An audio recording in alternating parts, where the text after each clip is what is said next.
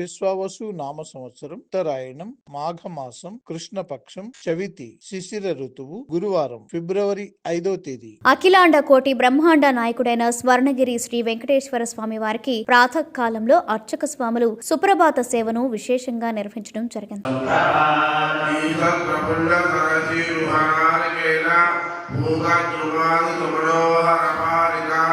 సుప్రభాత సేవ అనంతరం శ్రీ మహాలక్ష్మి అమ్మవారు 33 కోట్ల దేవతలు కొలువు తీరినట్టి గోపృష్ఠ దర్శనాన్ని చేయించడం జరిగింది.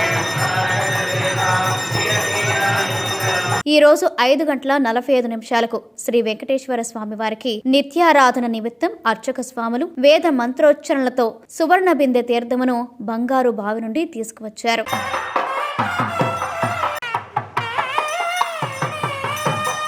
ఉదయం 6 గంటలకు అలంకార ప్రియుడైన స్వర్ణగిరి శ్రీ వెంకటేశ్వర స్వామి వారికి అర్చక స్వాములు మేళతాళ మృదంగ మంగళధ్వనుల మధ్య సుగంధభరితమైన పుష్పమాలలతో తోమాల సేవను నయన మనోహరంగా నిర్వహించారు. ఉదయం 7 గంటలకు శ్రీ వెంకటేశ్వర స్వామి వారిని మణిమయ శోభిత స్వర్ణాభరణాలతో పరిమళ భరత పుష్ప మాలలతో శోభాయమానంగా అలంకరించి సహస్ర నామార్చన సేవను ఘనంగా నిర్వహించారు.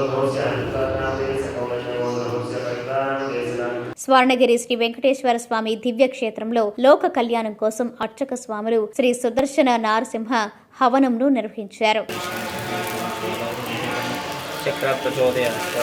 కలియుగ ప్రత్యక్ష దైవమైన స్వర్ణగిరి శ్రీ వెంకటేశ్వర స్వామి వారి దివ్యక్షేత్రంలో సకల ప్రాణికోటికి ఆహార కొరత లేకుండా ఉండడం, స్వామివారికి జరిపే అన్నకూటోత్సవాన్ని తిరుప్పావడ అంటారు. ప్రతి గురువారం నైవేద్య సమయంలో తిరుప్పావడ జరుగుతుంది.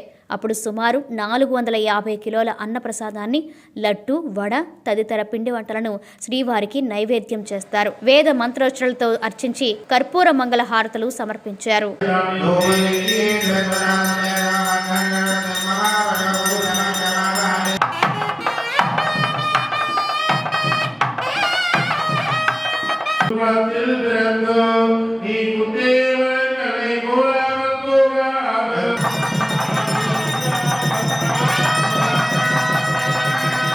ఉదయం 10:30 జగదేక చక్రవర్తి అయిన శ్రీ పద్మావతి గోదాదేవి సమేత శ్రీ వెంకటేశ్వర స్వామి వారికి పట్టు పితాంబరాలు ధరింపచేసి నవరత్న ఖచ్చిత స్వర్ణాభరణాలతో పరిమళ భరత పుష్ప మాలలతో అలంకరించి శ్రీ స్వామివారి నిత్య కళ్యాణ మహోత్సవాన్ని అర్చక స్వాములు అంగరంగ వైభవంగా నిర్వహించారు. భక్తులు శ్రీవారి కళ్యాణ మహోత్సవాన్ని కన్నుల పండుగగా తిలకించారు.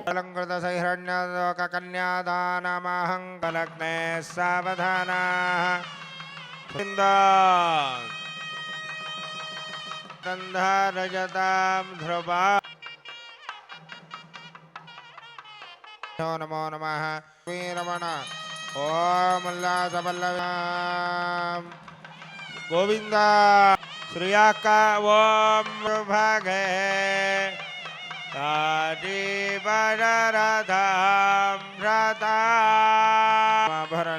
యశోజజ్ఞస్య దక్షిణా